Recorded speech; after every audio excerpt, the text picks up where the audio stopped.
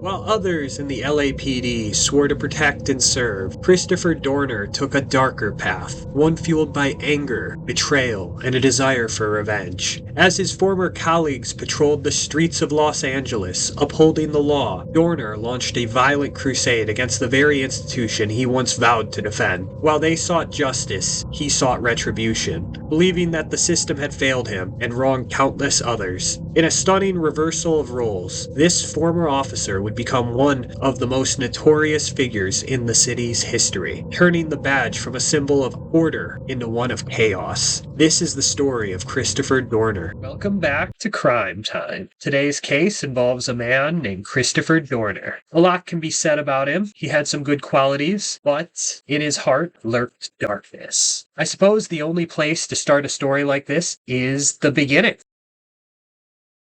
Christopher Dorner was born June 4th, 1979, in New York to a Black Christian family. They would eventually move to Southern California. By all accounts, from former teachers at his two different Christian schools, he had a relatively unexceptional childhood. Other than he was a quiet kid, he was well behaved. He would be really talented in sports, like yours truly.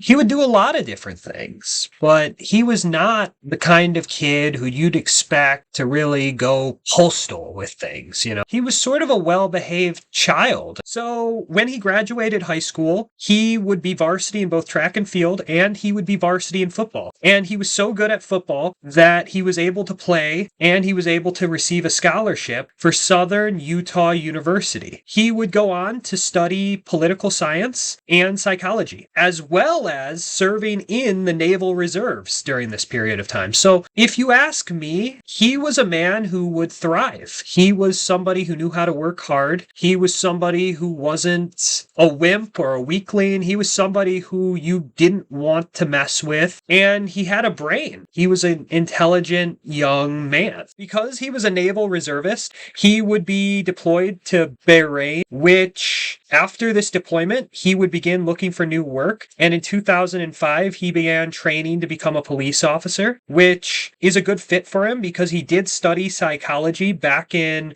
the university.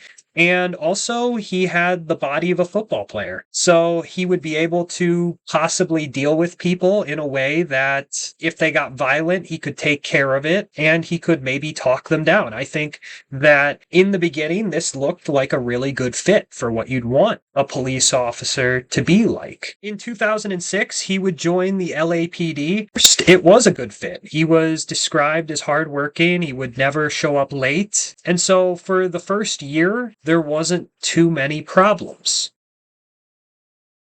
This would all change when in 2007 he responded with his training officer, Teresa Evans, and they ended up running into a mentally ill person. He would file a complaint against his supervisor and his training officer, Teresa Evans, for using excessive force. Now, the LAPD would launch an investigation into this claim, and in 2008, he was let go for what was considered a false report. Now, in his defense, he claims that what he said was true and that Teresa Evans had abused her authority and had violently harmed a mentally ill person.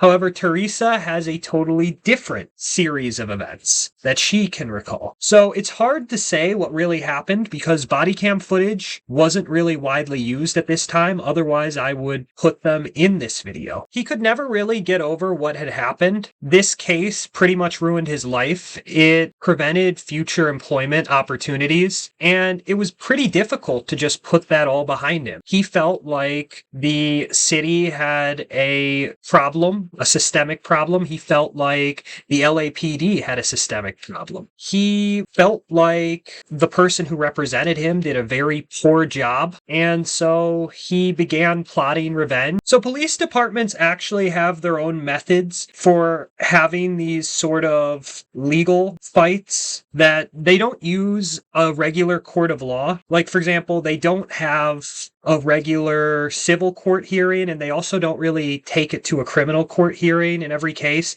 They have kind of an internal process. So this internal, it's called a disciplinary hearing. And so Randall Quam represented him at this hearing, and this would obviously lead to his termination and all of his problems. So he thinks that Randall may have purposely thrown the case in an attempt to purposely get him fired. And so the way he attacks Randall is he looks to his family and he notices that Randall has a daughter named Monica. So he kills Monica. He does this by stalking Monica. So he waits until she reaches a parking structure, and then he gets out of his vehicle and he guns her down as well as her fiancé, whose name is Keith Lawrence. Now, the LAPD is very lucky that he was so enraged when he committed this murder, because had he been a little bit more calculated, he could have waited to post his manifesto on the internet, which would have taken the LAPD a while to kind of figure out who committed these murders. Randall was a former police chief, so there were a lot of people who could potentially want his daughter dead. So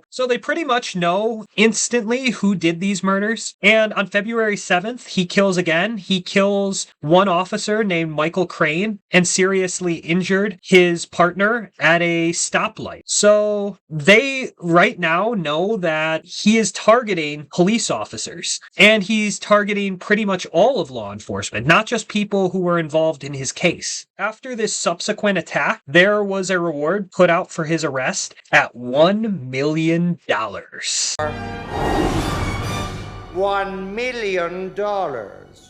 Which would cause a manhunt to span all the way to the San Bernardino Mountains. On February 12th, he would steal a car from a couple, and they would report him to the police. The police would follow him, and this would end up in a standoff at Big Bear Lake. So Jeremiah McKay would die in this standoff, and after this, they began trying to smoke Chris out by catching the cabin on fire. Chris would refuse to surrender, and so Chris ended up shooting himself in the head, and his charred body was later found by police.